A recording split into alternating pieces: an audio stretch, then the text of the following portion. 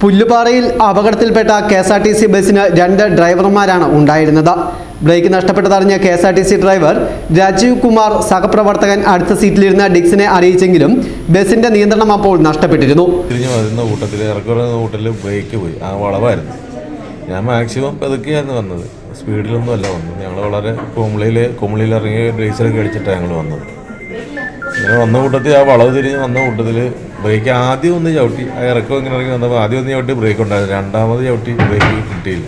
അങ്ങനെ ഞാൻ വണ്ടി ഇങ്ങനെ വന്നപ്പോൾ മാക്സിമം ഇടത്തോട്ട് പിടിക്കുകയാണ് ചെയ്തത്. ഇടത്ത് പിടിച്ച് വന്നപ്പോൾ ഭിത്തിക്ക് വന്ന് ഇടിച്ചിട്ട് വണ്ടി നേരെ റിവേഴ്സ് വരികയാണ് സംഭവിച്ചത്. അങ്ങനെയാണ് സംഭവം. അല്ലെങ്കിൽ നേരെ താഴത്തൊക്കെ പോകാനായിരുന്നു. ഞാൻ അങ്ങനെ ലെഫ്റ്റിലേക്ക് പിടിച്ചില്ലായിരുന്നെങ്കിൽ പൊക്കയിലേക്ക് പോകുമ്പോൾ ഇതിൻ്റെ പ്രത്യാഘാതം വളരെ രൂക്ഷമാണെന്ന് എനിക്ക് അന്നേരം തോന്നി. അന്നേരത്തെ ഒരു ഐഡിയയ്ക്ക് ഞാൻ ഇടത്തോട്ട് പിടിക്കുകയാണ് ചെയ്തത്.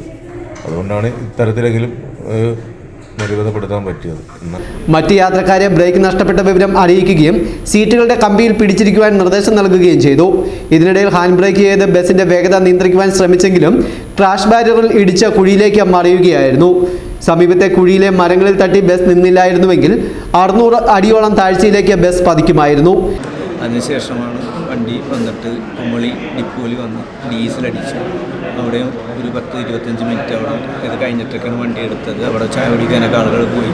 തിരിച്ചിങ്ങനെ വന്നപ്പോൾ ഞാൻ സീറ്റിൽ ഫ്രണ്ടിലിരിക്കുകയാണ്. കോർഡിനേറ്റർ എൻ്റെ അടുത്തുണ്ടായിരുന്നു, ഞങ്ങൾ സീറ്റായിരുന്നു. അത് കഴിഞ്ഞ് ഞാൻ കണ്ടു മയങ്ങാൻ എനിക്കറിയില്ല. പിന്നീട് ഒരു അരമണിക്കൂർ 3/4 മണിക്കൂറിന് ശേഷമാണ് എനിക്ക് നടക്കുന്നത്. അവിടെ നിന്ന് ഒരു 5:15 വണ്ടി എടുത്തപ്പോൾ വരുമ്പോൾ പറയുന്നത് എന്നെ വിളിക്കുന്ന പുള്ളി ഇങ്ങനെ അച്ചായ എന്നാണ് വിളിക്കുന്നത്. അച്ചായ വണ്ടിയുടെ ബ്രേക്ക് പോയെന്ന് പറയും. ഞാനിപ്പോൾ വേഗം ചാടി കണ്ടിട്ട് ഞാൻ എണീറ്റ് പുള്ളിയുടെ അടുത്തേക്ക് എന്നിട്ട് ഞങ്ങൾ ഹാൻഡ് ബ്രേക്ക് ഇട്ടുണ്ടെന്ന് പറഞ്ഞ് എണീക്കുമ്പോൾ പറഞ്ഞ് ഗിയർ എന്തെങ്കിലും വലിച്ച് ഏതെങ്കിലും ഇതിപ്പോൾ ഇത് ഹാൻഡ് ബ്രേക്ക് പുള്ളി ഇടുകയും ചെയ്തു. പക്ഷേ വണ്ടി നിന്നില്ല. പുള്ളിയുടെ കൺട്രോൾ വിട്ട് വണ്ടി പിന്നെ പോകുകയാണ്. അപ്പോൾ ഞാൻ ഓർത്ത് ടൈമിൽ നമ്മൾ ആക്സിഡൻറ്റിലേക്ക് പോകേണ്ടതെന്ന് ഞാൻ വേഗം തന്നെ അവിടെ നിന്ന് ബാക്കിലെ കമ്പിമിൽ കയറി പരമായിട്ട് ഇടിച്ച് വണ്ടി പോയിട്ട് നേരെ പോയിട്ട് ഇടിച്ച് ആ ഇലക്ട്രിക് പോസ്റ്റ് ഇടിച്ചിട്ട് അവിടെ നിന്ന് വണ്ടി നേരെ തിരിയാണ്. പിന്നെ എനിക്കൊന്നും പറഞ്ഞില്ല, റബ്ബർമാരോ ഇടിച്ച് താഴേക്ക് പോലുമ്പിൽ പിന്നെ കുറച്ച് നേരത്തൊക്കെ എനിക്കൊന്നും മനസ്സിലായില്ല. ഞാനും പുറത്തെ ചില്ലിൻ്റെ ഇടയിൽ കൂടി ഇറങ്ങി വേറെ ഇത് വലിയ ദുരന്തത്തിനും വഴിവെച്ചേനെ.